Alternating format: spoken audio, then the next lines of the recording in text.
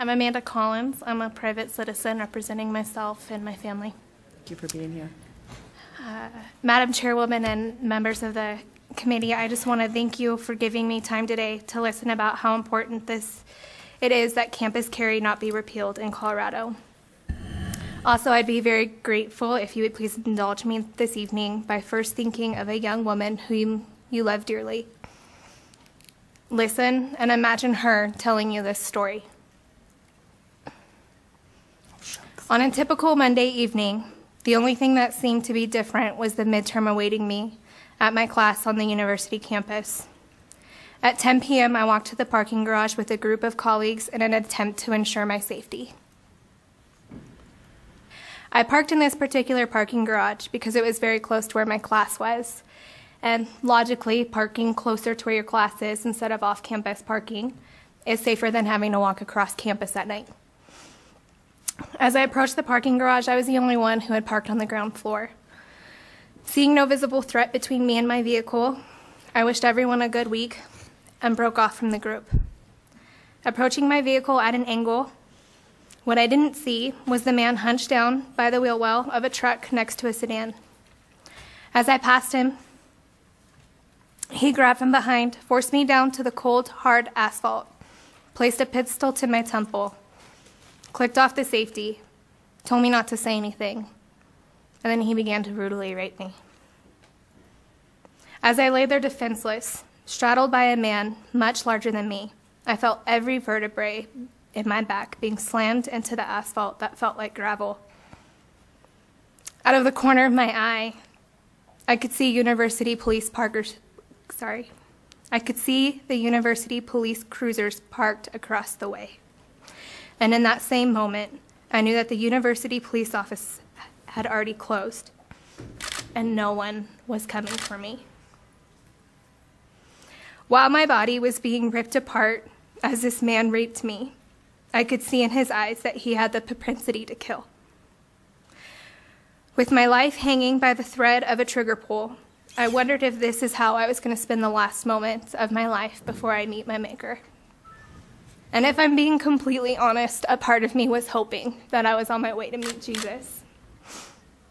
Because actually living after surviving such a horrible crime seemed impossible.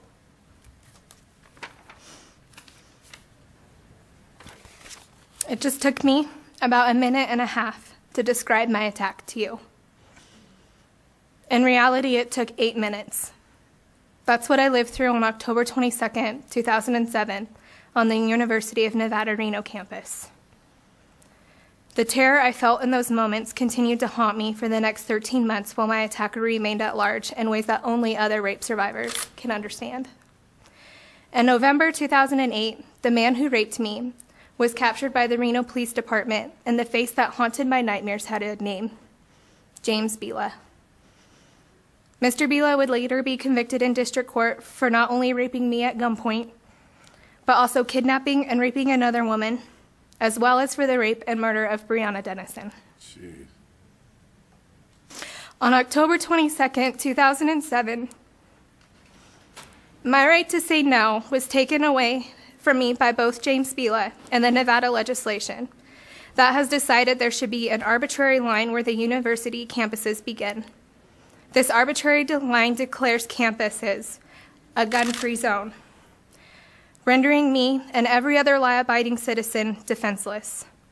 At the time of my attack, I had obtained my concealed carry weapons permit. However, being a law-abiding citizen, I left my permitted weapon at home, and the very law that was meant to ensure my safety guaranteed James Bila an unmatched victim.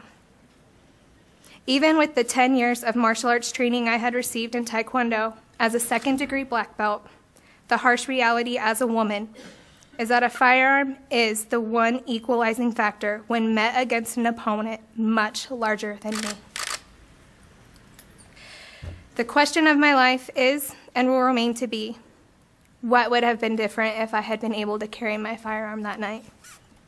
It is a question that continually keeps me up at night as I replay the worst 8 minutes of my life, over and over again with several different possibilities. However, one end result remains. At some point, I would have been able to stop my attack, and consequently, 2 other known rapes would have never happened, and Breonna Dennison would still be alive today. During the past several years, I have heard several options suggested. Call boxes. Now please think realistically about how effective they are. A woman in danger will first have to locate one that works, push a button, wait for a response, explain what's going on, all while fighting off her attacker, then wait for help to arrive. The average national response time is 11 minutes. My entire attack took 8. Furthermore, a call box located above my head as Mr. Bila straddled me on the ground would have been no more help to me than the police were that night. I was raped less than 100 feet away from the campus police office, on the same floor where they park their cruisers. My case is a perfect example that despite law enforcement's best efforts to ensure our safety, they are unable to be everywhere at once. Rape whistles are another suggestion that has been made. In this noise-saturated culture we live in, how effective do you think that will be? During my attack, no one was around to respond to me blowing a whistle. And how safely could I have used a whistle with a pistol pointed to my temple?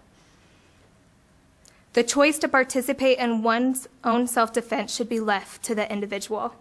The individual choice should not be mandated by the government, and we as law-abiding citizens should not have to hand over our safety to another individual.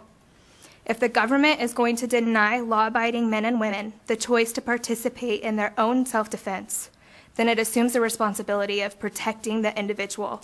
And I know from my own experience and knowledge that despite the university's best efforts, the university has failed miserably in undertaking this responsibility. As I'm talking to you today, I'd like you to consider that most rapes go unreported, as did mine initially. And while I'm talking about one incident involving 2 other cases, we have no way of knowing just how many assaults actually occur on university campuses. If the purpose of declaring a gun-free zone is to ensure the safety of those on university property in Colorado, then it will not serve that objective. I obeyed the law and left my firearm at home in order to avoid possible expulsion from school, losing my CCW permit, and possible jail time. My education and CCW permit were valuable to me only when I encountered James Bila, who was neither a student nor a CCW permit holder, but intent on committing rape while using a gun. Forfeiting his non-existent education and CCW permit would not have served as a did not serve as a deterrent to him. Furthermore, during his sentencing, he received a 1-year enhancement charge for using a deadly weapon while raping me in a gun-free zone. Soon, what I described to you earlier will fade into your memory, and you probably won't think about it again. But I can't pray it away. I live every day with the implications being a survivor of rape and what they have on my life, which I cannot go into because of time constraints. And as I live with the memory, excuse me, weighted with the question of my life, what would have been different if I had been carrying the weapon I was licensed to carry that night? I would like to leave you with a question. How does rendering me defenseless protect you against a violent crime?